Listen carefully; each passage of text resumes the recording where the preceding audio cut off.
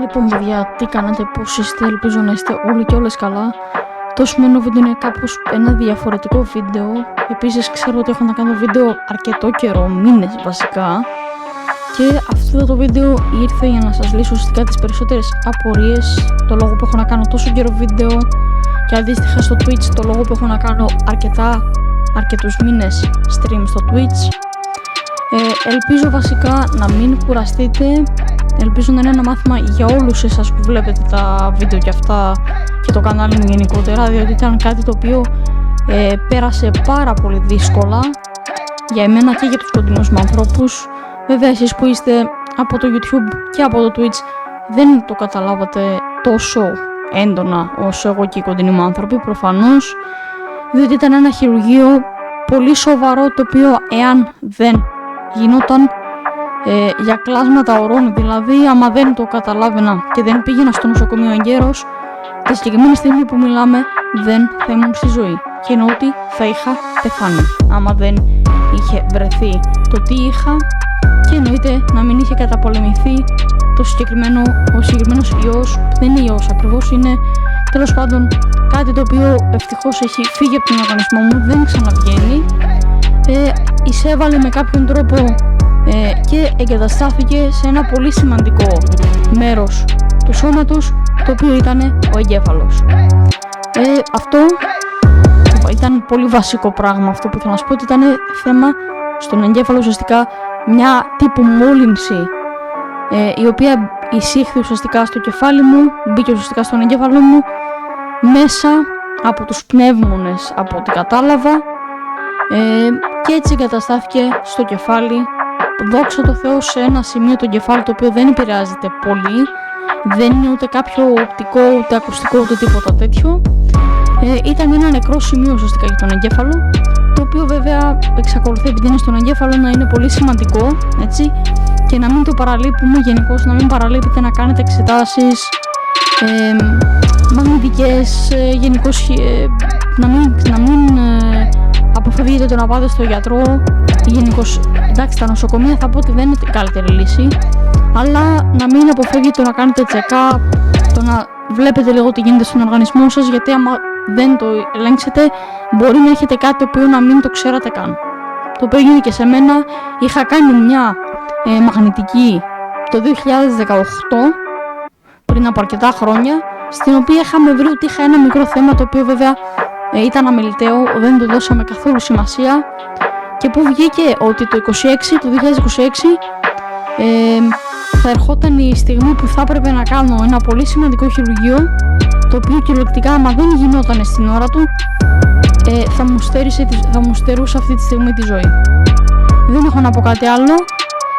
Thanks, γιατί περιμένατε πάρα πολύ καιρό το να πότε θα ξεκινήσω τα streams. Μη είχατε ρωτήσει και είχα μιλήσει με αρκετά άτομα και κοντινούς μου ανθρώπους και από εσάς από τα streams, και γενικώς μου δίνατε πραγματικά δύναμη, και τις ημέρες μιλούσαμε, και τις ημέρες που ήμουν στο νοσοκομείο μέχρι και σήμερα, δηλαδή, και πολλούς κολλητούς που έχω από την Αθήνα, από τη Ρόδο, γενικώς τα άτομα που με στηρίζουν και βλέπουν τα streams και τα βιντεάκια, αλλά και παίζουμε τα games μαζί, τα οποία μου έχουν λείψει αρκετά, να ξέρετε. Δηλαδή τώρα είναι 22 έκτου και το χειρουργείο αυτή τη στιγμή είναι σχεδόν 5 μήνες πριν. Δηλαδή είναι 5 μήνες αφού έχω κάνει το χειρουργείο. Είναι 22 έκτου, το χειρουργείο το έκανα, παιδιά, στις 28 Πρώτου του 2026. Δηλαδή κρατήστε ότι αυτό το πράγμα έγινε 28 μέρες αφού μπήκε η νέα χρονιά και μετά. Ήταν full δύσκολο να το αντιμετωπιστεί όλο αυτό. Πάλι καλά, δόξα τω Θεώ, είχα δίπλα μου την οικογένειά μου, τους κολλητούς μου και όλα αυτά τα άτομα που πραγματικά σε ευχαριστώ όλους έναν προς έναν, που είστε ακόμα εδώ και με βοηθούσατε και με βοηθάτε καθημερινά. Και ο βασικός λόγος είναι ότι δεν ήθελα άλλο που κάνω αυτό το βίντεο. Ουσιαστικά αυτός είναι ο λόγος που δεν θέλω να στο κρύβω άλλο. Ήθελα να σας μιλήσω για αυτό το συμβάν μήνες πριν, αλλά επειδή τώρα είμαι λίγο καλύτερα και τα έχω πάρει λίγο πιο και τα πράγματα, δεν είναι εύκολο προφανώς το να λες κάτι τέτοιο, όχι για μένα, για το πώς θα το πάρουνε εσείς που βλέπετε, γενικώς οι viewers και όλα τα παιδιά που θα το δούνε. Γι' αυτό σας λέω, προσέχτε τον εαυτό σας. Άμα δεν το κάνετε για τον εαυτό σας, κάντε το για τους δικούς σας. Παιδιά, πραγματικά, εάν δεν θέλετε ή δεν σας αρέσει να πηγαίνετε σε γιατρούς κτλ, ούτε εμένα μου αρέσει προφανώς, σε ποιον αρέσει το να πηγαίνει σε γιατρούς και τέτοια, σας το λέω εγώ, σας παρακαλώ κάντε το για τους δικούς σας ανθρώπους και για τον εαυτό σας κυρίως, να πηγαίνετε, άμα σας πει ένας γιατρός ότι πρέπει να κάνετε εξετάσεις κτλ, να το κάνετε. Είδατε μέχρι που έφτασα εγώ, που δεν είχα τίποτα, στην κυριολεξία δεν είχα κάτι, ήταν όλα καλυμμένα, δεν είχα κανένα θέμα. Βέβαια έχω ένα background από τον πατέρα μου, το οποίο είχε κάποια θέματα υγείας ο πατέρας μου, ο οποίος, δόξα τω Θεώ, εκεί που είναι ξέρω ότι με προσέχει, ότι με βλέπει και είναι χαρούμενος για αυτά που έχω κάνει. Αλλά τέλος πάντων δεν θα μιλήσω γι' αυτό, προφανώς δεν θα κάτσω να κάνω τέτοιο βίντεο στενάχωρο κτλ, γιατί έχουν περάσει και 6 χρόνια από τότε, και δεν νιώθω κι εγώ κομπλέ να μιλήσω για αυτό το θέμα. Υπάρχει πιθανότητα σε επόμενο βίντεο να γίνει κάτι τέτοιο, δεν είναι σίγουρο κανένα, αλλά ήρθε η ώρα νομίζω να τα πάρουμε από την αρχή, από τις 8 Πρώτου του 26 μέχρι και σήμερα, 5-6 μήνες μετά, αφού έγινε ό,τι έγινε. Οπότε νομίζω ότι ήρθε η ώρα, παιδιά, να πάμε να ξεκινήσουμε ουσιαστικά αυτό το βίντεο, να σας πω τι έγινε πάνω κάτω, και εννοείται ότι θέλετε με ρωτάτε όπως πάντα κάτω στα σχόλια. Δεν ξεχνάμε like και subscribe όποιος δεν έχει κάνει ακόμα.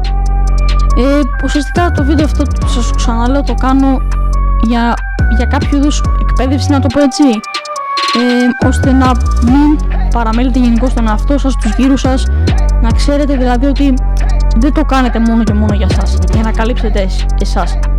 Πιστέψτε με ότι αν πάθετε εσείς κάτι, οι γύρω σας άνθρωποι, τα αγαπημένα σας πρόσωπα, θα πονέσουν 100 φορές παραπάνω.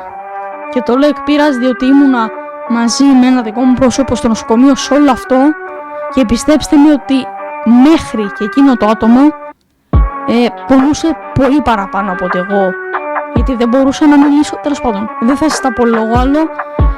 Πάμε στο βίντεο. Αυτά, thanks για όλα, thanks για το support. Εμείς θα τα πούμε. Πάμε στο βίντεο.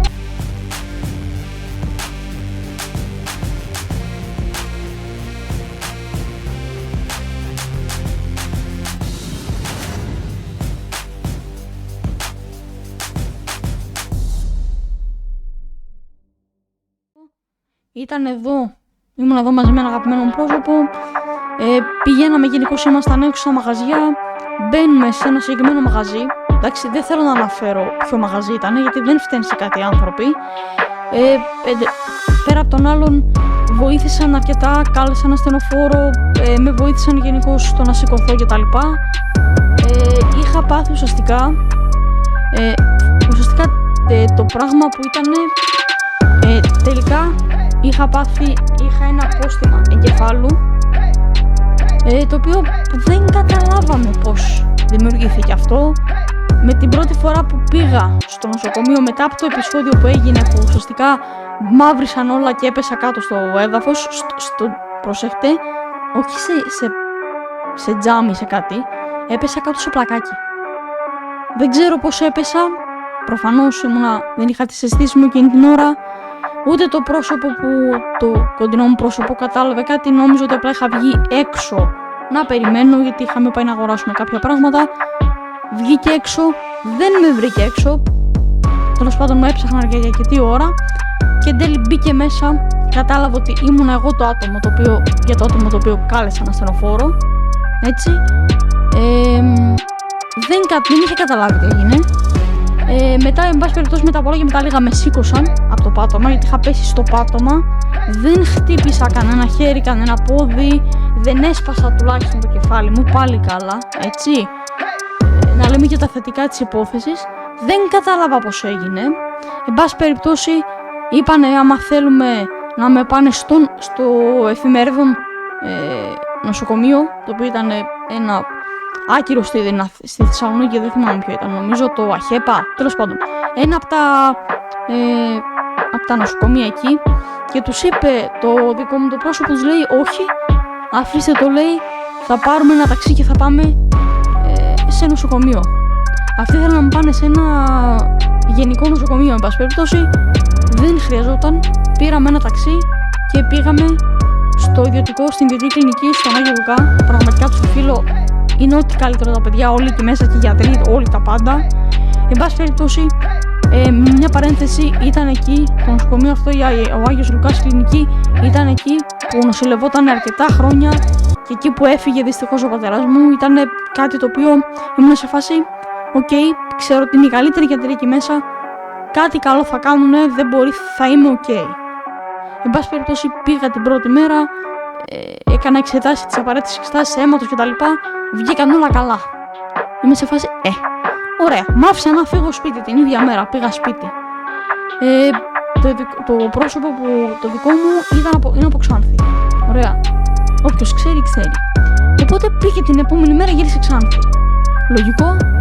Εγώ είχα και τη σχολή εκείνες τις μέρες. Πήγα μάθημα, γύρισα από το μάθημα. Έκασα, νομίζω ότι κάνει και κάποιο stream. Έπαιξα γενικώς, μπήκα και έπαιξα παιχνίδια. Την επόμενη μέρα,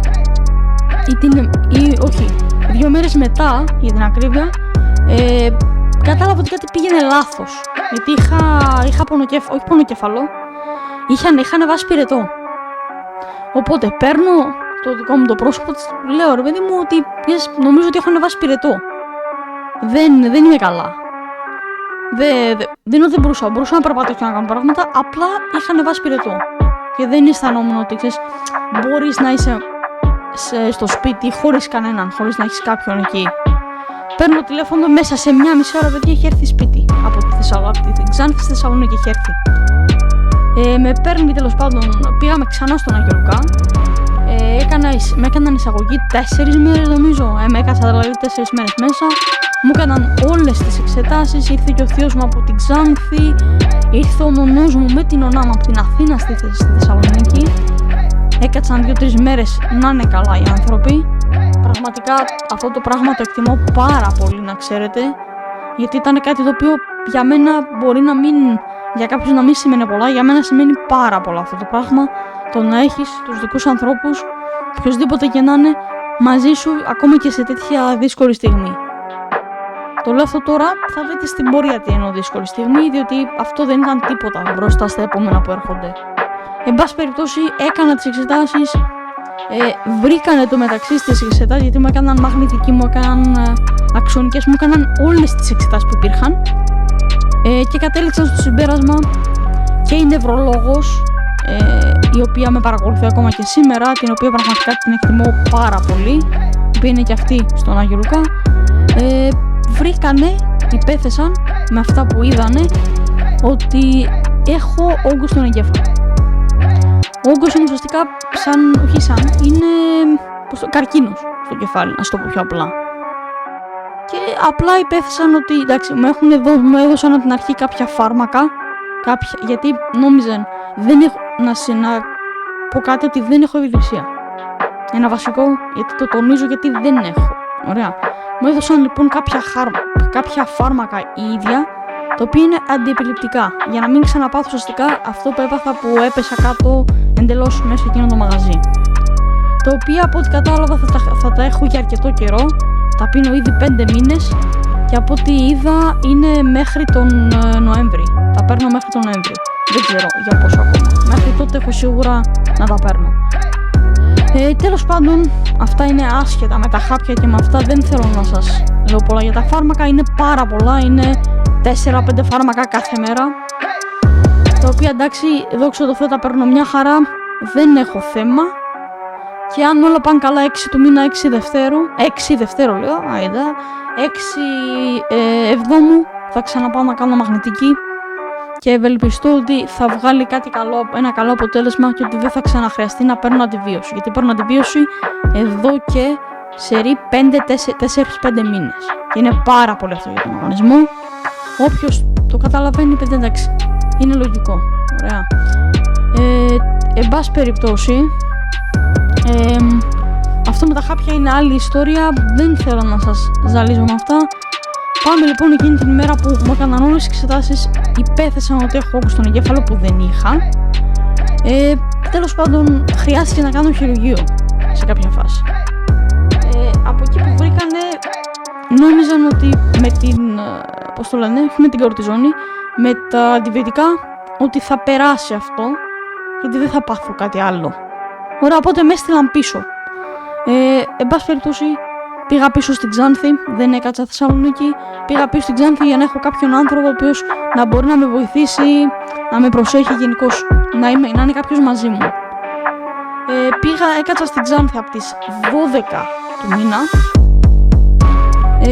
ώστε να είμαι καλύτερα, ρε παιδί μου. Εντάξει, μπήκε πολύ καλά η χρονιά, μπορώ να πω, έτσι. Αλλά, ποιο είναι το μεγαλύτερο αλλά τώρα? Στις 26 Πρώτου, 26, ενώ το πρόσωπο που έμενα μαζί του ήταν στη δουλειά, είναι γιατρός, εγώ ήμουν σπίτι. Είχα μείνει σπίτι για να δεν ξεκουραστώ, ρε παιδί μου, κτλ. Καθώς ήμουνα στο δωμάτιο που είχα παλιά, ουσιαστικά στο παιδικό μου δωμάτιο, πάω μέσα στο σαλόνι για να κάτσω να δω κανένα YouTube, κανένα τέτοιο. Εκεί που κάθομαι, μου ήρθε, ρε παιδί μου, η ώρα, μου ήρθε νύστα. Δεν ήξερα γιατί ακόμα. Δεν ήξερα γιατί. Εν πάση περιπτώσει, είχαν βάσει μάλλον και πυρετό. Γιατί τον ανιστάζω εγώ δεν είναι κάτι. Δεν μου λέει κάτι. Δεν κοιμάμαι εύκολα. Δεν πρόκειται να κοιμηθώ. Ας πούμε και τώρα που πρέπει να κοιμάμαι το μεσημέρι, 1-2 ώρες για να ξεκουράζομαι μετά από αυτό που έγινε, δεν μπορώ. Είναι κάτι το οποίο εγώ δεν μπορώ να το κάνω. Κοιμάμαι μια και καλή το βράδυ. Και ό,τι γίνει. Αλλά τέλος πάντων, εκείνη την ώρα με έπιασε μια νύστα, ξέρω εγώ, επειδή είχα και το θέμα στο κεφάλι. Δεν το ξέραμε ακόμα. Είχα, ρε παιδί μου, έναν πονοκέφαλο και είχα βάσει και πυρετό. Με το που γυρνάει το άτομο σπίτι, λέω εγώ σε κάποια φάση, λέω, έχω πυρετό. Απλό, έχω πυρετό. Τέλος, αυτό είναι. Πήρε τηλέφωνο 2-3 γνωστούς που έχουμε στην Ξάνθη, ήρθανε στο σπίτι, μια γιατρός, ρε παιδί μου, και ένας πολύ καλός φίλος οικογενειακός. Εκείνη την ώρα μου ήρθε, όπως καταλάβετε, μου ήρθε ένα τέτοιο πράγμα, και δεν το λέω για πλάκα, όντως, μου ήρθε να πω τουαλέτα, ήθελα να πω τουαλέτα, δεν πρόλαβα. Εν πάση περιπτώσει δεν θέλω να το πω, δεν θέλω να γίνω με τέτοια γραφικά πράγματα. Εν πάση περιπτώσει έπρεπε να πάω τουαλέτα. Πήγα, δεν πρόλαβα. Και αυτός είναι ο λόγος που δεν θέλω να είναι τόσο γραφικό, που δεν θα βάλω στη συνέχεια κάποιο βίντεο, κάποιες φωτογραφίες, παρόλο που έχω. Δεν θέλω να δείτε κάτι τέτοιο από μένα. Εντάξει, θέλω να σας το εξηγήσω απλά και όμορφα, με όμορφα και απλά λόγια, για να μην έχουμε κάτι αντίστοιχο, παιδί μου, σε κάποια φάση στο μέλλον. Anyway, έπρεπε οπωσδήποτε, όπως καταλάβατε, με κάποιο τρόπο να πάω στο νοσοκομείο, αφού έχω ανεβάσει πυρετό και έχω τα θέματα που έχω, και έγινε μετά από ένα 10ημερο από όταν πήγα τελευταία φορά στον Άγιο Λουκά. Πήρε το άτομο το δικό μου στον Άγιο Λουκά να τους πει, ετοιμάστε κρεβάτι, δεν υπάρχει, λέει. Έρχεται από το σπίτι, πήγαμε στην Ξάνθη στο Γενικό Νοσοκομείο, Σφαίρα, με ασθενοφόρο, παρακαλώ. Μου έκαναν όλες τις απαραίτητες εξετάσεις που εγώ ήμουν απλά κοιμόμουν, δεν είχα καταλάβει τίποτα. Με βάζουν στο ασθενοφόρο και κατευθείαν με διακομιδή στον Άγιο Λουκά, στη Θεσσαλονίκη. Μέσα σε μια ώρα είχαν κάνει το Ξάνθη Θεσσαλονίκη. Λογικό μου φαίνεται.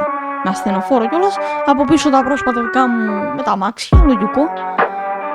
Φτάνουμε, εγώ προφανώς μπήκα στην ΜΕΘ, μπήκα ουσιαστικά στην εντατική για κάποια ώρα. Από όσο ξέρω, από όσο μου έχουν πει, το χειρουργείο κράτησε 3 ώρες και πάλι καλά κράτησε τόσο. Η βλάβη αποκαταστήθηκε. Ουσιαστικά αφαιρέθηκε, είχα ένα απόστημα στο κεφάλι μου, ουσιαστικά μια φλεγμονή από ένα μικρόβιο στο κεφάλι, το οποίο θα μπορούσε να έχει συμβεί όχι μόνο στο κεφάλι, μπορούσε να γίνει στο δόντι, παντού. Αυτές οι φλεγμονές είναι από πράγματα τα οποία εισβάλλουν στον οργανισμό και είναι τύπου κακά, να σας το πω απλά, κακά πράγματα. Ουσιαστικά είναι ιός ένα τέτοιο πράγμα. Μπήκα στο χειρουργείο λοιπόν 3 ώρες μετά,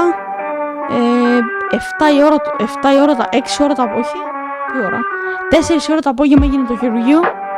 την επόμενη μέρα, ούτε καν μέσα ένα 24ωρο, την επόμενη μέρα στις 7.30 το πρωί πήρανε τηλέφωνο και είπαν ότι ξύπνησε, ότι είναι στο δωμάτιο, ότι ξύπνησε, είναι καλά και ότι στις 11 η ώρα, στις 11 η ώρα σε κάποιες ώρες θα μπει στο δωμάτιο και μπορείτε να έρθετε να δείτε το παιδί και τα σχετικά. Εγώ στο μεταξύ δεν το κατάλαβα ποτέ έγινε, πώς έγινε αυτό, ούτε την πρώτη φορά που έπεσα στο μαγαζί, ούτε μετά στο χειρουργείο. Και είναι λογικό, που είναι αναισθησία με τα λοιπά και τα λοιπά. Δεν είναι κάτι wow προφανώς, αλλά για μένα ήταν κάτι το οποίο δεν θα το καταλάβαινα από τους άλλους, γιατί ήμουνα με νάρκωση, με ολική αναισθησία. Τέλος πάντων, φτάνει η ώρα, 11 η ώρα, τι ώρα ήταν, 11 και μη είχαν αφήσει εμένα στο δωμάτιο και είχαν έρθει 2-3 άτομα από κοντινά μου πρόσωπα, τέλος πάντων, με είδανε, τους λέω παιδιά, εγώ μια χαρά είμαι, εσείς γιατί είστε έτσι? Σε φάση που όντως δεν καταλαβαίνω γιατί ακόμα με κοιτάνε έτσι. Σε φάση τι έγινε. Τέλος πάντων, μετά από κάποια ώρα ήρθε και ο χειρουργός, ο άνθρωπος ο οποίος με χειρούργησε, μου λέει πώς είσαι, λέω μια χαρά, εσείς? Τα λέω και γελάω γιατί όντως παιδιά εμένα μου φαίνονται αστεία. Είναι σοβαρό, ναι μένω και είναι σοβαρό, αλλά π.χ. το ότι εντάξει ήταν σοβαρό και το χειρουργείο, έτσι. Προφανώς εάν δεν είχαμε προλάβει να πάω στο νοσοκομείο εκείνη την ώρα, τη συγκεκριμένη μέρα, είχα παιδιά πραγματικά 2 ώρες για να ζήσω. Και δεν το λέω γελώντας, γιατί όντως ήταν αυτό. Είχα κάποιες ώρες ακόμα μέχρι να σκάσει η συγκεκριμένη βρωμιά, να το πω έτσι, το συγκεκριμένο απόστημα, γιατί απόστημα λέγεται. Και τότε δεν θα ζούσα, προφανώς, έτσι. Δεν θα έκανα αυτό το βίντεο που κάνω τώρα. Και πραγματικά είμαι πάρα πολύ ευγνώμων που έγινε αυτό που έγινε, εντάξει. Βγήκε αυτό το πράγμα που έπρεπε να βγει από το κεφάλι μου. Όπως το λέω ρε παιδί μου τον όνομα, αυτή η βλακεία. Γιατί βλακεία ήτανε. Τώρα, πώς καταλάβαμε ότι ήταν απόστημα και δεν ήταν π.χ. γιατί μας έλεγαν στην αρχή καρκίνος και τέτοια. Ο καρκίνος ή ο όγκος ή οτιδήποτε δεν μεγαλώνει με την αντιβίωση. Πού είναι το point τώρα, ποιο είναι το point? Αν είχα, επειδή εγώ έπαιρνα αντιβίωση, αυτό το πράγμα μεγάλωνε παιδιά, κανονικά ήταν 1 χιλιοστό, νομίζω ένα τέτοιο, και μέχρι να πάω στο νοσοκομείο, δηλαδή σε 2 εβδομάδες, πήγε στα 6 χιλιοστά. Το οποίο αυτό δεν είναι normal. Δεν είναι, πώς το λένε, δεν είναι καρκίνος αυτό το πράγμα, ήταν κάτι εντελώς άλλο. Δεν κοροϊδεύω κάτι τέτοιο, προφανώς έτσι, είναι αυτό που είναι. Ούτε επίσης λέω κάτι για να πω ενάντια των γιατρών, έτσι, προφανώς. Και αυτοί προσπάθησαν να κάνουν ό,τι καλύτερο μπορούσαν. Εν τέλει έβγαλαν το συγκεκριμένο απόστημα από το κεφάλι μου. Είμαι καλά τώρα, εδώ και 5 μήνες είμαι σαν άρρωση. Δόξα τω Θεώ όλα πήγαν καλά και ελπίζω να συνεχίζουν να πάνε καλά. Βέβαια ακόμα παίρνω αντιβιώσεις, φάρμακα κτλ. Τους τελευταίους 5 μήνες τα παίρνω και δεν ξέρω ακόμα για πόσους. Ελπίζω να τελειώσουν σύντομα αυτά, ώστε να μπορέσω κι εγώ να συνεχίσω πάλι, να τελειώσω με το μεταπτυχιακό μου, να μπορέσω να ξανακάνω stream. Δεν είναι ότι δεν με αφήνει να κάνω stream. Πολύ πιθανόν τη στιγμή που βλέπετε εσείς αυτό το βίντεο να έχω κάνει ήδη 1-2 streams, να έχω ξεκινήσει. Παρόλο που εσείς το βλέπετε 15 Αυγούστου που είναι η γιορτή μου, που είναι η ονομαστική μου γιορτή, το συγκεκριμένο βίντεο εγώ το γυρνάω 22 Έκτου, που πάει να πει σχεδόν 2 μήνες πριν. Τέλος πάντων, δεν έχω να πω κάτι άλλο. Πραγματικά παιδιά, να προσέχετε την υγεία σας πάρα πολύ. Είναι κάτι το οποίο θα το λέω συνέχεια από εδώ και πέρα, διότι την έπαθα άσχημα, δεν το ήθελα προφανώς, έτσι. Δεν χρειάζεται να πω ότι δεν το ήθελα. Είναι κάτι το οποίο σου τυχαίνει. Δεν το επιλέγεις εσύ. Άμα μπορούσα να το επιλέξω, δεν θα το πάθαινα κιόλας. Έτσι, να ξέρετε. Επίσης, πολύ σύντομα, άσχετο εντελώς, πολύ σύντομα περιμένουμε εδώ πέρα, εδώ πίσω, εδώ κάπου, να μπει κάτι το οποίο θα είναι κάτι σαν επίτευγμα και για μένα αλλά και για εσάς και για το κανάλι γενικώς. Επιτέλους μετά από 12 χρόνια θα έχουμε την πλακέτα για τους 100.000 του YouTube, η οποία όταν έρθει με το καλό, αυτή τη στιγμή που μιλάμε δεν έχει έρθει, αλλιώς θα την είχατε δει προφανώς εκεί πίσω. Υποτίθεται θα μου έρθει 17 Ιουλίου, 17 με 20 κάτι Ιουλίου. Εντάξει, επειδή το γυρνάω τώρα αυτό το βίντεο πολύ πιο μπροστά, μπορεί να έχει έρθει μέχρι να το δείτε εσείς. Σίγουρα θα έχει έρθει όταν βλέπετε εσείς αυτό το βίντεο, αλλά όπως προανέφερα δεν έχει ανέβει ακόμα. Θα ανέβει πολύ σύντομα σε κάτι μήνες, όπου μέσα σε αυτούς τους μήνες μπορεί όντως να το έχω εδώ πίσω και σε κάποιο stream σίγουρα θα το έχετε δει εκεί πίσω την πλακέτα. Όπως και αυτό εδώ, το οποίο μου το είχε κάνει ένα παιδί από εδώ από τη Θεσσαλονίκη, το οποίο είναι 3D print, είναι το λογότυπο του καναλιού. Και πραγματικά thanks σε όλους για όλο το support που έχετε κάνει, για το ότι είστε ακόμα εδώ μετά από 6-5 μήνες 6 απουσίας που έχω και από τα βίντεο αλλά και από τα streams. Δεν θα έβαζα καμιά φωτογραφία, κανένα τέτοιο. Είχα σκεφτεί στην αρχή να βάλω, αλλά δεν θέλω τόσο πολύ, όχι γιατί φοβάμαι ντρέπομαι ή κάτι, γιατί γενικώς δεν μου πάει τώρα μέσα σε ένα τέτοιο βίντεο που σας λέω πραγματικά πράγματα τα οποία έγιναν τους προηγούμενους μήνες, να βάζω φωτογραφίες με αίματα, με ράματα, με τέτοια. Φαίνεται, σχεδόν ψιλοφαίνεται ότι εδώ πέρα είναι κάπως ξυρισμένο το κεφάλι. Είναι επειδή εκεί πέρα έγινε η τομή και γενικώς έγινε ό,τι έγινε και η διαδικασία για να αφαιρεθεί το κομμάτι. Είναι εδώ πέρα. Είναι εδώ πέρα σε αυτό το σημείο.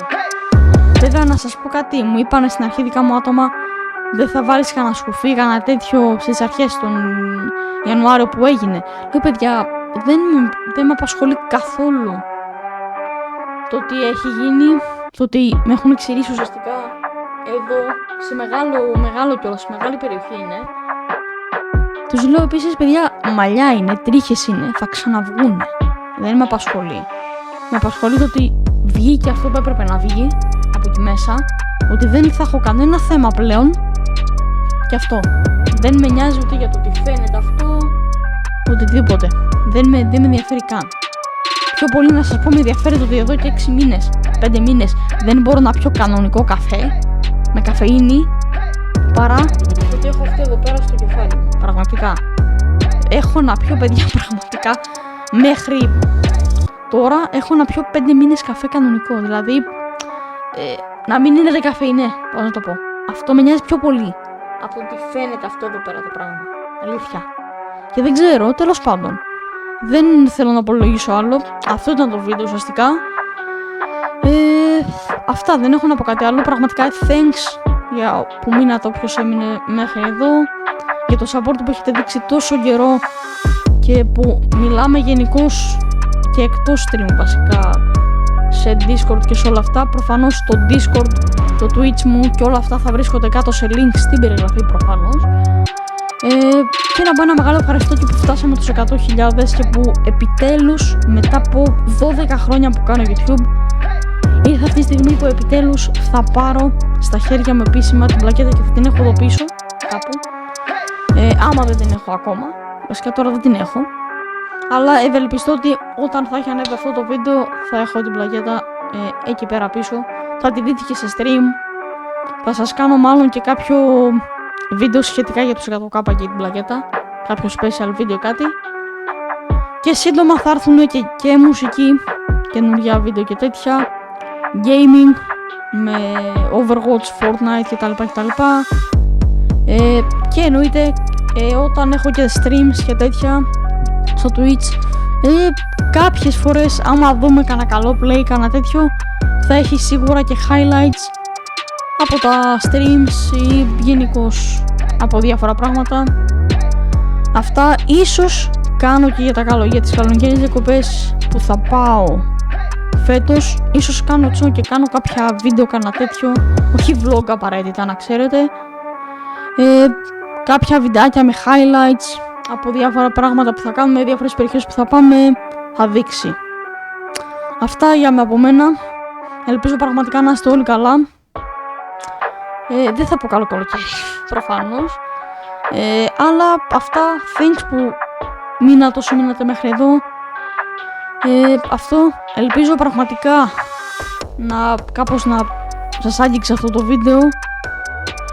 Δεν θα ξανασχοληθώ με το συγκεκριμένο θέμα, απλά ήθελα σε κάποια φάση να κάνω το βίντεο για να σας πω γενικώς την εμπειρία μου, το πώς πέρασα όλο αυτό κτλ. Εντάξει, προφανώς κάνω συγκεκριμένη είδους γυμναστικής, τρώω συγκεκριμένα πράγματα σύμφωνα με τους γιατρούς και με αυτά. Ακολουθώ γενικώς τους γιατρούς αυτή τη στιγμή, διότι είναι για την υγεία μου, παιδιά. Γενικώς για την υγεία σας θέλω να προσέχετε όλοι. Αυτό, δεν έχω να πω κάτι άλλο. Να προσέχετε όλοι τον εαυτό σας και τους γύρω σας. Γενικώς να είστε καλά, αυτό θέλω μόνο, να είστε καλά, να προσέχετε. Και εμείς θα τα πούμε, παιδιά, σε ένα επόμενο βίντεο. Αυτά, thanks για όλα, ευχαριστώ για όλα, bye, καλή συνέχεια.